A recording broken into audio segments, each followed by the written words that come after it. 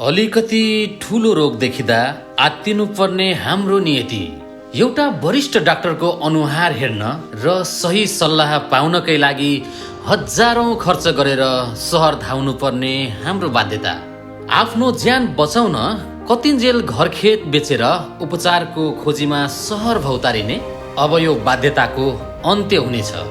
कपिलवस्तुको माटोमै आधुनिक स्वास्थ्य सेवा ल्याउने मेरो एउटा सपना छ। अब गाउँको स्वास्थ्य केन्द्रमा विशेषज्ञ डाक्टर नहुँदा कसैले अकालमा ज्यान गुमाउनु पर्ने छैन।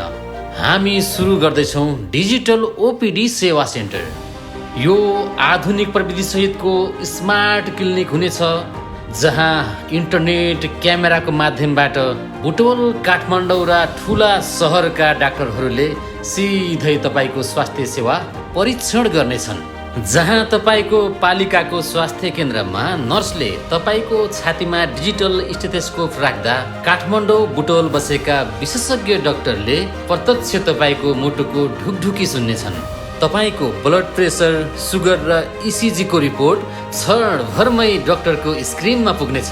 ठुला रोगको शङ्का लाग्यो भने अब हाम्रै पालिकाको स्वास्थ्य केन्द्रको स्क्रिनबाट विशेषज्ञको सही सल्लाह र उपचार गराइनेछ।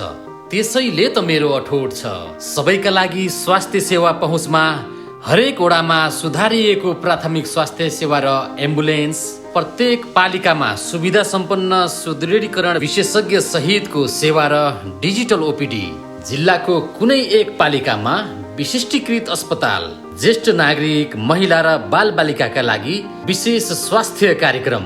अब सामान्य समस्या होस् या ठुलो रोग, उपचारको लागि अब घर छोडेर पर्दैन जान बाहिर। तपाईँको दुःखको कमाई जोगिनेछ। यो सेवा सस्तो हुनेछ, सुलभ हुनेछ र सबैको पहुँचमा हुनेछ। स्वस्थ नागरिकबाटै बन्नेछ एउटा समृद्ध कपिलवस्तु।